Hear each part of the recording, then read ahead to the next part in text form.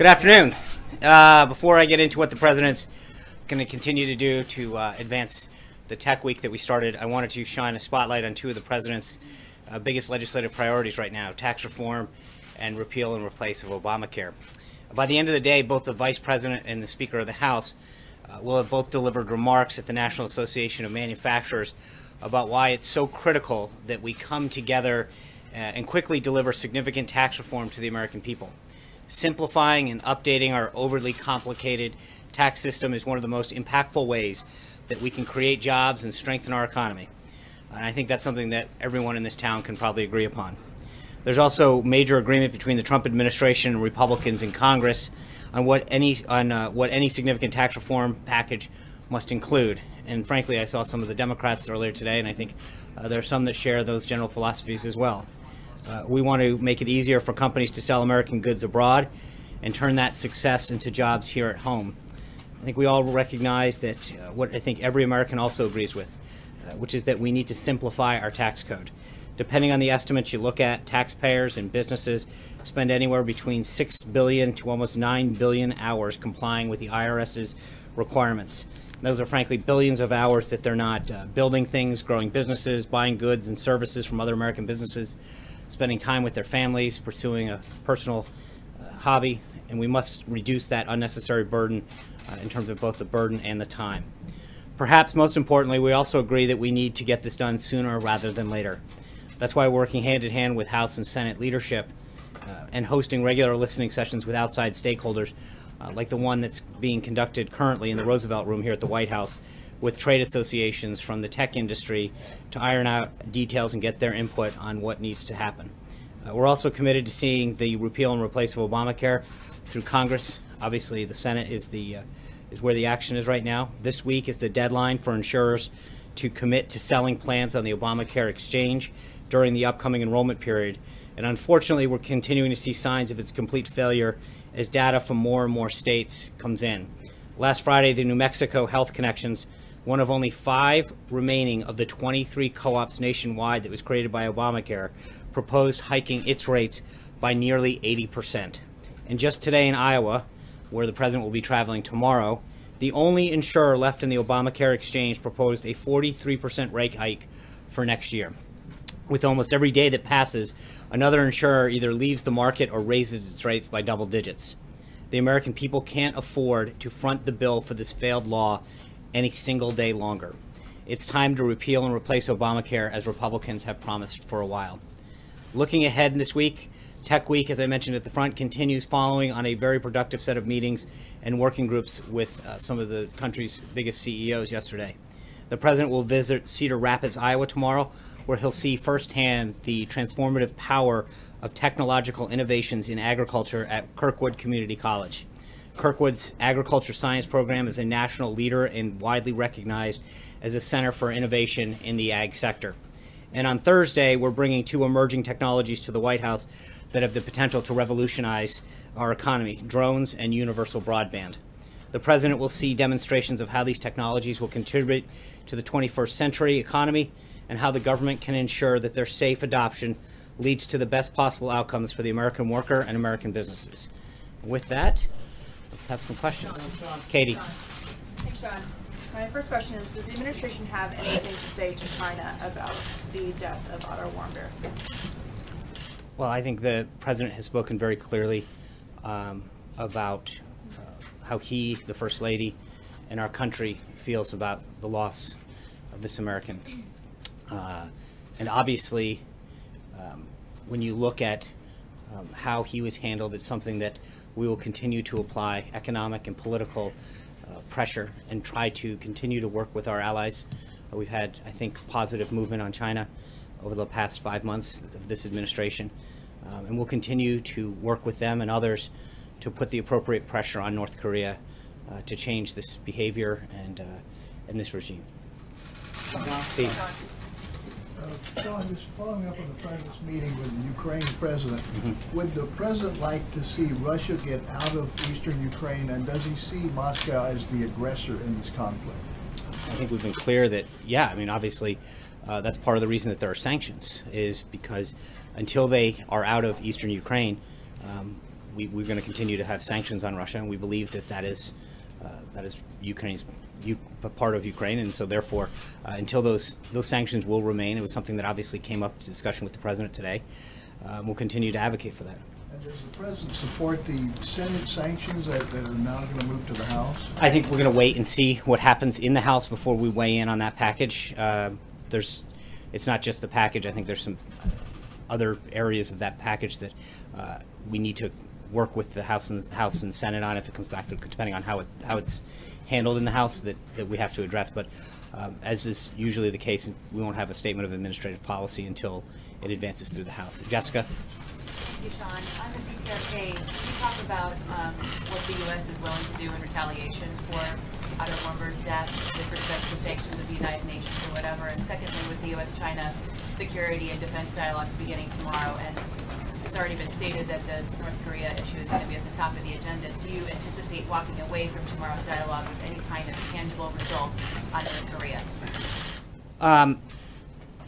We have been very forceful in our political and economic pressure that has been applied in North Korea. I think we will continue to apply that, and as I mentioned earlier, obviously China has played and can continue to play a greater role in helping to resolve this situation, and we will continue to hopefully build on the relationship and the dialogue that we've had with China. I think there have been some positive steps that they've taken, both at the UN and economically, to help strengthen the case against North Korea. But I'm not going to get ahead of where we may or may not go, and obviously we hope that those discussions with China are productive and continue to move us forward. Gabby? Thanks, Sean. There were some reports out that President Trump told members of that tech meeting yesterday that the Senate healthcare bill needed to have more heart.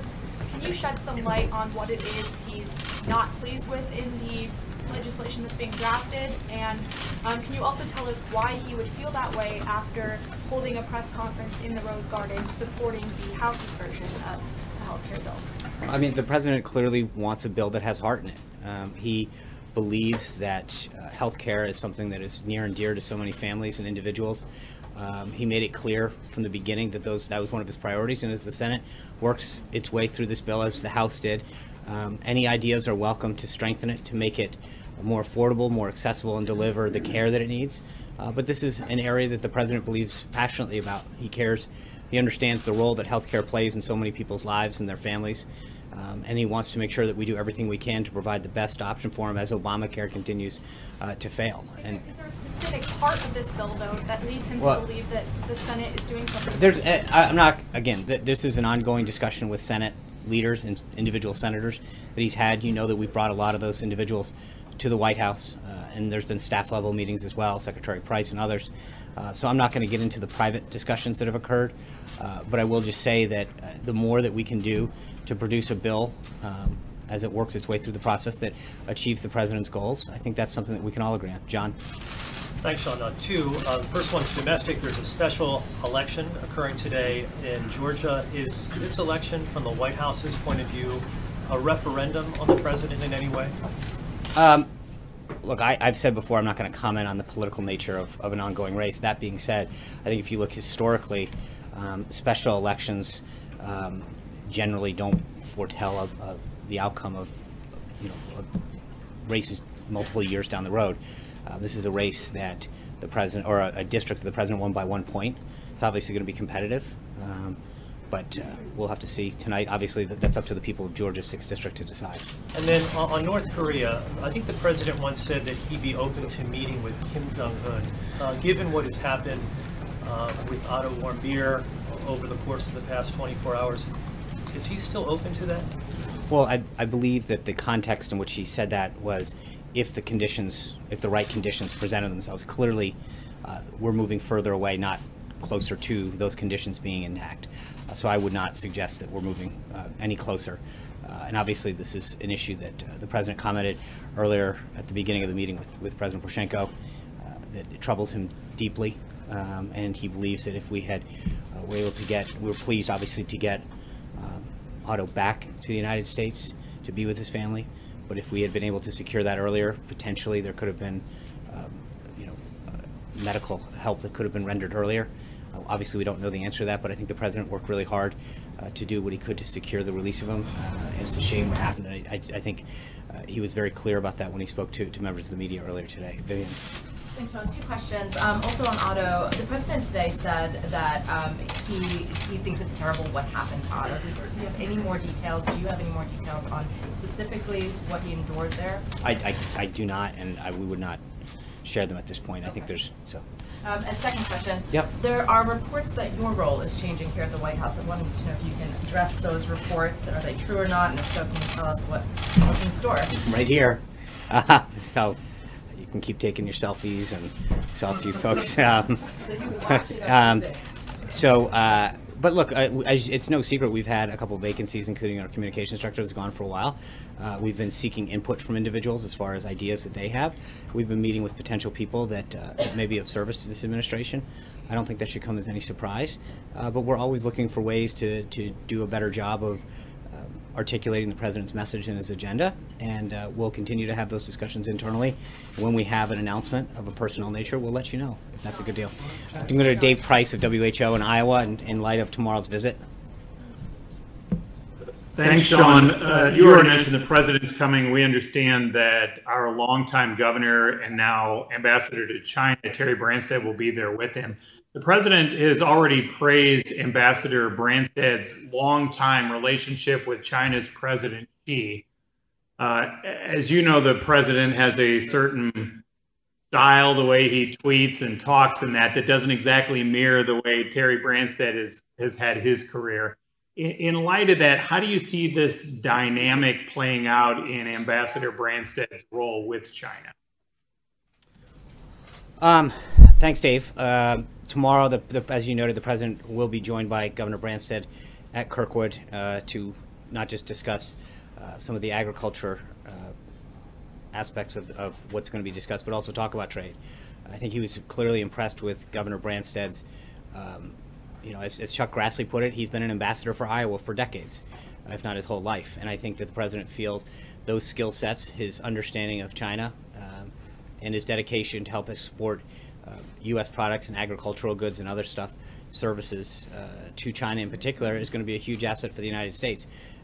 He chose Governor Branstad because he was impressed with what he had done as ambassador, as governor in Iowa, and the respect that he has for the people of Iowa, I think, is going to serve this country well. So, Sean.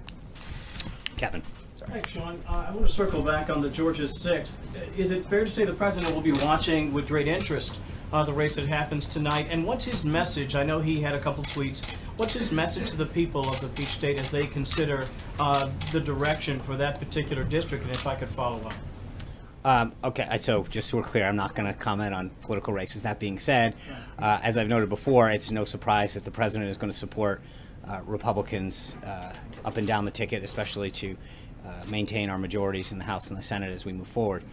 So obviously, as you've noted, he has tweeted about that. He believes that there's a clear and stark choice, but I'll leave it at that. Let me ask you about the communication shop here. I know that you're probably wearing more than one hat at the moment, and yet there's been a great deal of unrest, certainly in this room and perhaps in other spaces, about a lack of press briefings, a lack of communication with you directly outside of, say, the office. I just wanted to know if you would sort of unpack the idea behind fewer on-camera briefings, just to sort of help make sense of what's going on. Sure. I mean, what I'll tell you is I've said it, look, I've multiple times prior to actually taking the job in December and January, explained that, we're going to do what we can to communicate our message. We have a tremendous respect for the First Amendment, your ability to do your job and report and seek out ideas. And then we're going to work with you. I think the briefing is one aspect of what we do. We're here really early in the morning and really late at night, available to all of your questions, whether it's email or in person. This is one avenue to do that. We've, as you've noted, opened up Skype questions to bring more people into the briefing room. But we have done multiple more opportunities for people to interact with the president, according to several folks that have been here for several administrations. We've looked at a lot of data that suggests that when you look at the number of availabilities and interviews that the president's given, it's pretty significant compared to past administrations. So I think that while you guys will always advocate for greater transparency and more access, I think that we have done a very good job of not just providing opportunities here at a daily briefing, but also making ourselves available as a staff, almost 24 hours a day when it comes down to it. And I think you look at the steps that we've taken to give access to reporters, and I do think it's pretty significant. I understand you'll always have issues, you'll always want more, and that's fair. I mean, that's your right. That's what a lot of the press is there to advocate for. You have an association that does that as well. And I think that you'll continue to fight for it. We'll continue to do our job, and hopefully, but I do believe that if you look at it holistically, you'll see that we have a staff that's very accommodating, tries to get to and responsive to your questions. Sean, Thank you, Sean. Two questions. Yeah. Yesterday, the Quebec Premier was in town to talk NAFTA, and he met, among others, Secretary Ross and the Governor of Kentucky, Matt Bevin. And the Kentucky. I'll let you say it. Well, no, I was just thinking, I thought you said Connecticut. No. And the governor said that he needs good quality aluminum. His home builders need good quality softwood lumber. Is the president receptive to this type of arguments in the negotiation with NAFTA? You mean with respect to Canada? Yes. Look, I think that Wilbur Ross and the Department of Commerce has made it very clear with the softwood lumber case that they want to get a better deal for our country. I understand the governor's point, and we're going to continue to work through the proper channels in dispute resolution settlement to get that to achieve our goals and make sure that the concerns that we have are settled correctly through the mechanism that exists. Speaking of Kentucky, I'm going to go. Hold on. Yeah. Today is World Refugee Days. Does the president feel that refugees are a threat to American security? I think the first and foremost thing that the president is concerned about, obviously, you take an area like Syria, for example. He's been very focused on trying to get countries to agree and to work together on creating safe zones. Because refugees, for the most part, in a lot of areas, would rather be in their country where they're from safely, have a place to raise their family and not be resettled. That's our number one goal for them in those cases. But number two is I think the president's also been very clear. His number one goal as commander-in-chief is to protect our country, our homeland, and our people. And that he needs to make sure that people coming into this country are doing so through peaceful means. And so his number one priority, as the number one priority of any leader is to protect their people first and foremost. But then obviously, as we look throughout the globe and find areas and regions that need support, we've tried to work through diplomatic and economic channels to create solutions. Speaking of Kentucky, I'm going to go to Will Clark, who's at WAHS. Sean, thanks for taking my question. My question is about the administration's position on coal. The administration had, during the campaign, said they wanted to bring back coal jobs to eastern Kentucky. Now there's a lot of those coal miners in that part of the state who are saying that they want tech jobs. They're going back to college to get the skills for those jobs. Does the administration still support the return of coal to those portions of eastern Kentucky and into West Virginia? And what is the president's relationship with Kentucky Governor Matt Bevin? I know he was at the White House last week and was also at the nominating convention in Cleveland, among other places. Yeah, he has been here a few times. I think they have a fantastic relationship. Governor Bevin has been a great advocate. He's done a lot in Kentucky to grow jobs and really fight for innovation down there. And I know that his ideas and his input have been very well received here at the White House. And we want to continue to work with him. I think with respect to your question, Will, it's not really a binary choice. I think the president wants to continue to and has supported several measures to really restore the coal industry and to bring it back. And then, to touch on the theme of this week, we want to do what we can to really focus on technology, helping our government bring back jobs, create new opportunities for our country, for jobs. We talked about this a couple weeks ago when we talked about workforce development, or it was only a week ago, I guess. But part of it is to make sure that people have the training and the skills that they need. Whether that's going to a vocational school or another training opportunity that gives them the skills in an area like high tech and technology to pursue a new change in life or a new career, or just at a high school. But we need to make sure that we have the training and the support, the loan system, etc., that will support people who want to go into a lot of these fields. So I don't think it's a choice of one industry over another. Obviously, the president has and will continue to do a lot to support coal, especially the clean coal industry. And at the same time, make sure that we have opportunities to give the workforce of the next century, the Americans, the skill set to compete. And that's something that Secretary Acosta spoke from this podium on extensively last week. Thank you, Sean. Has the president seen the draft of the Senate healthcare bill? I don't know that. I know that there was some chatter today. I know the president has been on the phone extensively with the leader and with key senators, so I don't know if he's seen the legislation or not, but I know that they've been working extremely hard, and the president has been giving his input and his ideas, feedback to them, and he's very excited about where this thing is headed. Do you know if anyone on the staff has seen the draft of the bill? I don't. I know that they are up there working hand in glove with them, so to the extent that it's, I don't even know, where we are in terms of a final plan. I know that the staff has been working very closely with the leader staff, with Senate Finance and others. So I don't want to get ahead of an announcement on Senator McConnell saying when that final product is done. So I will refer you back to him.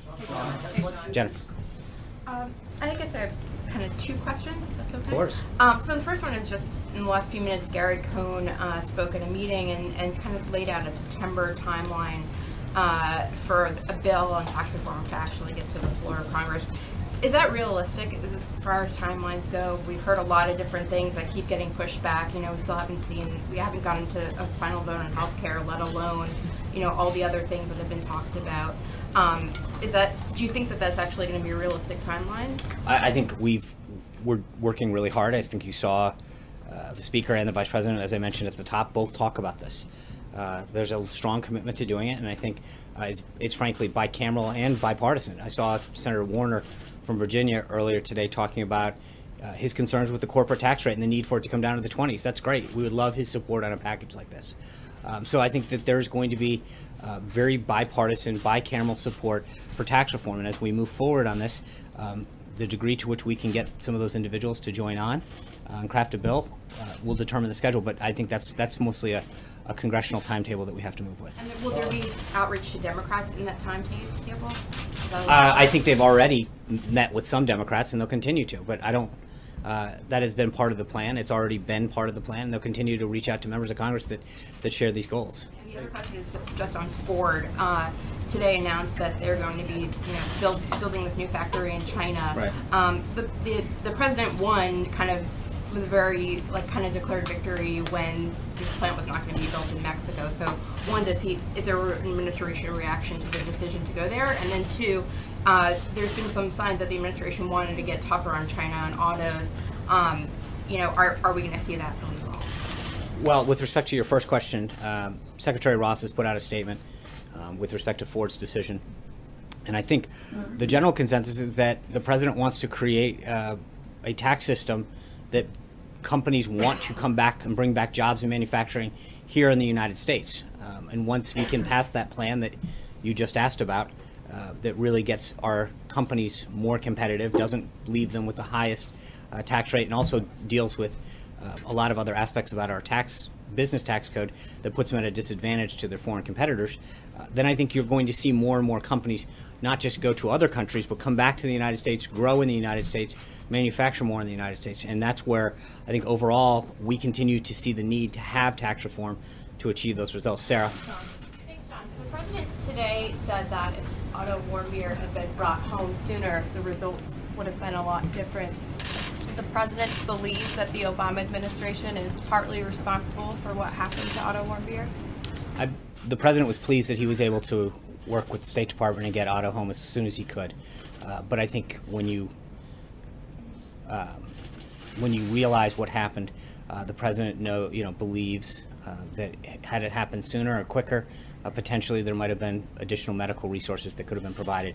He's just obviously saddened by this entire situation, and just would have hoped that it could have been resolved earlier. Yeah. John, thanks, John. Yeah, just wanted to ask, the House Freedom Caucus and at least 3 GOP senators have suggested that the August recess should either be scrapped or just greatly shortened until more business can be done. For sure, get an Obamacare repeal bill through, at least make the first steps on tax reform. Is that something, could the president support either scrapping or shortening the August recess? Or? I think that's going to be up to the House and the Senate to determine their recesses. They don't, generally, we don't get involved in their schedule, and so okay, I'll let Speaker Ryan and Leader McConnell decide what's appropriate in terms of their. Is the president satisfied with the pace the Congress is moving?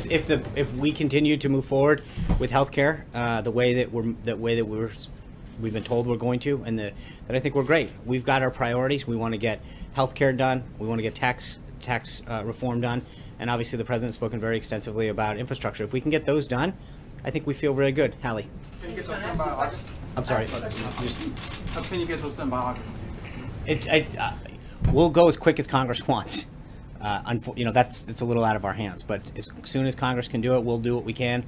You saw when the House had its bill up, the president worked feverishly to make sure that he did everything he could to get it over the finish line. I think we'll do the same for all of those other scenarios as well. Howard. Sean, I have one on North Korea, but I'd like to follow up on health care there. Yeah. You were around when Republicans were criticizing Democrats back in the day of Obamacare for it being, as you put it fairly recently, jammed down people's throats. You said it was rushed, it was secretive, that was the criticism. So how is what's happening now with this bill getting crafted, frankly, behind closed doors, any different from what Republicans criticized Democrats for doing? I think we wanted to be part of the process back then. If you look at what you look at what Senator Schumer said both in February to a MoveOn.org call, where he said that no Democrats going to go near this, and what he said in a letter in May 9th, that he said that no Democrats would be part of an effort that would repeal Obamacare. So they have chosen to take themselves not make themselves part of this process. When Senator McConnell brings the bill forward, I'm sure that there'll be plenty of time to have debate. It's the Senate. There's always plenty of time to debate. He's talking about voting next week. Well, okay, but again, I'm not going to get ahead of. I'll let Senator McConnell determine the Senate schedule and run the Senate that he sees fit. But let's not mistake ourselves with how they approach this thing. Their leader, Senator Schumer, made it very clear on at least 2 separate occasions that they didn't want to be part of this process. They didn't want to repeal and replace Obamacare. They were happy with Obamacare. We believe Obamacare is failing. We want a better system for the American people, a patient-centric healthcare system that brings down costs and gives more accessibility to people. That's it. They chose not to, made it very clear that they didn't want to engage in this process. So, to turn around now and to second guess, that's something they should take up with their own leader. On North Korea, does the president support a travel ban to those heading to North Korea? And given Senator McCain's comments that he believes Otto Warmbier was murdered, is it this administration's position that North Korea killed that young man? On the first one, I think the State Department is mulling additional advisories, and I'll leave it to them. That's how our travel is restrictions and such is run through the State Department, so I would refer you to them. And again, I don't want to, before anything further goes on with respect to him, I'm not going to comment on whether or not his situation, how it was handled, until we have further information on that. Trey. Thanks, Sean. 2 questions for you. From the perspective of the administration, how transparent have lawmakers been on Capitol Hill when drafting this health care bill? How transparent have they been? Well, I think that we've had a very robust discussion with lawmakers, first in the House and now on the Senate, who have ideas and input. But ultimately, each of those bills is the product of their own chamber. The House, we obviously had plenty of sessions with members of the House as they move forward. We've done a lot in the Senate. But each of those chambers runs their own chamber respectively by the leadership they have. It's not our job to go in and dictate how they do it. We have tried to be as helpful as we can throughout this process by highlighting the need for repeal and replacing a failed system, and we'll continue to do that. But it's not for me to get up and talk about how their process works through each of their respective chambers. Can I follow up on Steve's question on Russian sanctions? Just very plainly, a yes or no answer. Does President Trump believe that the Russian government interfered in the 2016 elections? I think I have not sat down and talked to him about that specific thing. Obviously, we've been dealing with a lot of other issues today. I'd be glad to touch base. Generally speaking, I mean, this conversation about Russian interference in our elections, there's 16 intelligence agencies that say that they did. The former FBI director said that without a doubt the Russians interfered. I understand. I've seen the reports. Does the president share those views? I've not sat down and asked him about his specific reaction to him, so I'd be glad to touch base and get back to you. Yeah. Didn't you say it was fake news, Sean? Didn't the president say that Russia was fake news? Sean, regarding the president's Cuba policy, the Cuban foreign minister just yesterday said that it is a grotesque spectacle. Does the president have any reaction to that? The policy that the president laid out for Cuba, first and foremost, is something that will help the Cuban people. It will stop encouraging payments to the military and help them economically lift themselves up. That is the greatest form of human rights that we can push for right now, to make sure that those efforts that we do and that the American citizens who travel or do business in Cuba follow the law. Our goal is to make sure that the policies from this government first and foremost help the Cuban people. And I think that's what the president has done, and we will continue to advocate for. Okay, second question, if I might, about the tapes between the president and James Comey. Were those tapes made? Do they exist? And will the president be releasing them to the House Intelligence Committee by Friday? The president has said that he will make an announcement on this. I expect